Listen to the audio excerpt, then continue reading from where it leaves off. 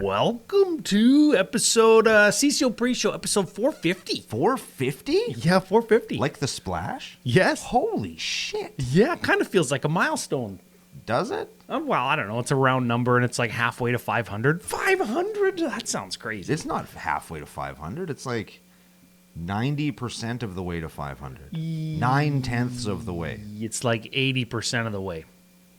We're brought to you by the wonderful patrons at patreon.com/CCO Podcast. Whether they like it or not. Yeah, and they've stuck around thus far, and a lot of people have told me they've liked the longer pre-show, and wherever we are today, which is a lot of fun. I'm getting a sunburn because of the lights in this town. Again. Yeah, we're looking at places that we could possibly travel to. I'm just happy to be out of the basement of the damn studio. Yeah, Poo-Pooville, Pee-Pee Town, Penis Cutoff Row. Yeah, what was that one that was a dog will lick his butt but won't eat a pickle street? Yes. What the hell is that? That's I need to it. know where that is. I need to know where that is in real life. We're going to Google Maps that after. We are at one of those places, but I don't know where yet. We've got a new patron we're going to thank on the show today. Okay. So big shout out to the patrons. This is all for you. And I have a Patreon winner of the pre-show. Okay. I thought for the next couple weeks, if you're a patron and you're listening, you should just win for being a patron as a way for us to say thank you, because we probably don't say thank you enough. So, okay. Last week's winner, and I know that there was commenters, so thank you for commenting. You've all won before. I recognize everybody's names, so I wanted to give it to somebody who we haven't mentioned or I haven't talked to for a while, I think. King Max is the pseudonym on Patreon. Is that Max? Max Crandell? Yeah. Definitely not. Definitely not.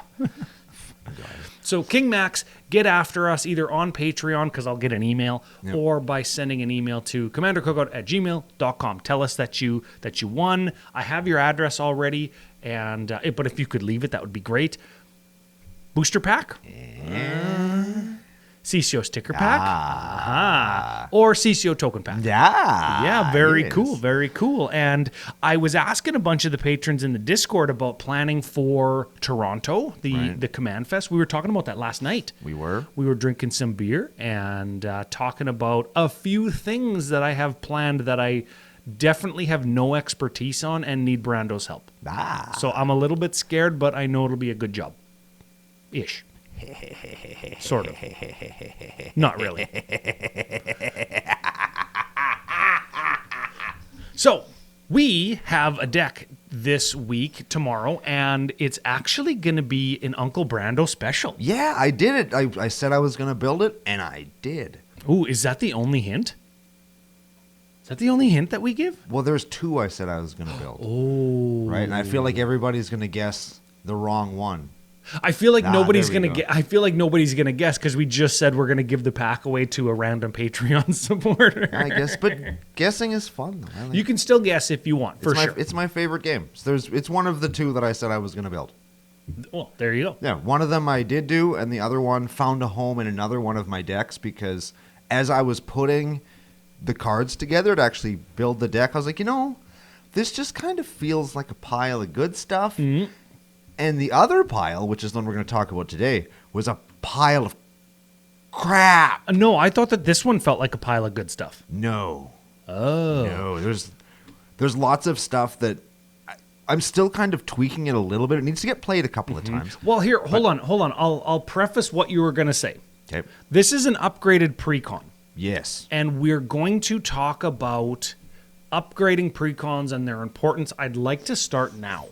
I'd like to start now because I don't want to have like an hour and 20-minute show for Editor Joe to nail me to the cross for. Yeah. So I wanted to pick your brain on kind of the importance of picking up a Precon from your local game store or FusionGamingOnline.com using CCO Summer promo code, saving some money. The importance of picking that up and playing it like just a stock Precon and then slowly over time, like tweaking this or that or changing a thing or two. Why is that important, other than supporting your local game store? Because it's a really good way to get in at like I would argue, the power level that you probably want to be on. And talking about power levels might be passé at this point. Yeah. But I think it's a really good way to get in and get some games with a deck where you're not just going to get slaughtered because maybe you're not quite sure what you're doing. Or it's a good way to get in and get something unique. Yep. Because the decks are built around new mechanics, and they always make the face commanders / backup commanders these days to be something that are unique and interesting, and maybe not things that other decks do. So it's a great way to just have something that not everybody else is playing with. Yeah, unique, interesting, power level on tune with probably like the general most treaded. Sure. Power level of deck. Yeah. Okay. And they're not, you can laterally upgrade them where you can just like tweak what they're doing to do the exact same, like to do the same power of thing, but a little different. Or you can amp them way up if you have cards at your house that you want to throw in, or you have excitement that you can spend.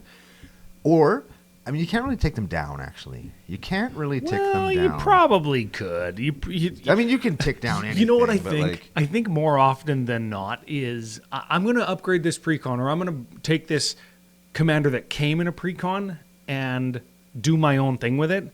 I think generally, and we've talked about this before, I think generally that makes the deck worse without you actually knowing it, right? Yeah, and that's not a dig in anybody's deck building prowess. Because my version of this deck is definitely less stout than it is out of the box. It just plays way more stuff that I like. And that's totally fine. I actually like that. That gives a new player or a Precon tuner, because I think that's a whole category of people, right? I noticed I want to just buy and tune a Precon because it's already kind of there. Yeah, at our LGS, actually, there's lots of people that just play the deck out of the box. Or they'll throw in one or two cards that they opened in a pack. Like there's lots, and they do really well. They take down games. You know who does that? Right in there. FU Alex does that so much so that like he bought the Eldrazi Precon from Mari Ho Ho Ho, and plays that like right out of the box. And he also has a custom built Eldrazi deck. Yeah, like he's got two, and I think it like. One is of a certain power level, and the Eldrazi Incursion, whatever it's called, is a powerful Precon. And then he's just got like a slap your lips off, all the ramp, all of the big Eldrazi, like very powerful Eldrazi deck. So he can kind of do the same thing on the back of a Precon, but at multiple power levels or speeds or whatever you want to call it. I think that's important. I think it's pretty cool, and there's a lot of versatility in them, and they are well made, and they're easily accessible, which is the key. Yeah, right? and can we call them cheap? What's a Precon cost? $50? It's $50. 40 bucks, $35 if you're in the land of the free? It depends, too, because every so often you'll get the one that it's got the chase card from the thing, and it becomes worth more. There are some that are worth less. I think there's one, is it the bird that we did the other week? Zinnia? One of these decks in the wild, depending on where you go, is a couple dollars more if I'm recalling correctly. But not to the level that Madi Ho Ho Ho's decks were not the same. They're like $200 or whatever, or not. Well, they're $200 or they're $60. Oh yes, right. Like yeah. Like when Dockside came out, or when what was the one from Commander? Nemesis. What? True Name Nemesis. True Name Nemesis. Yeah. When that came out, that was in Commander. That was the first one, wasn't it? No. Are you sure? Yeah. True Name was Commander 15? 14? I thought sure it was in the first one. The first set of them. I thought sure. I don't remember. We could look it up, but I've got Bloomborough Precons up here, and we're cat's out of the bag. We're going to be talking about one of these four decks today. I think on our Bloomborough, one of our reviews, you actually had this deck sitting on the table. Yeah. So if we're doing the booster pack game of old, we could definitely, you definitely know which one it is. Oh, it's this one here. No. The Family Matters one, that's with Zinnia. Yeah. It's at least $20 more if you were to purchase the cards individually. That's what it is. There we go. Yeah. And I think that, is mine the cheapest one? It probably is. I'll bet it is. The squirrel one. The squirrel one, of course. Frickin' squirrel weebs. Yeah. Squirrel weebs. Yeah, yours is the cheapest. There we go. Yeah. As always. Yeah. Man, we should just. Which one are you the most interested in, Brando? Oh, I like this one. Okay, we will avoid that because it will have the least value. Well, there you go. Financially, but it will have the most value for fun. Oh, speaking of financial value and for fun, the next BBO is coming up. The Brando's box openings on the CCO YouTube channels coming up, and I would like to say that there's a gimmick, but I'm going to call it like a whole mini movie. Oh, yeah. I worked hard on this one, baby.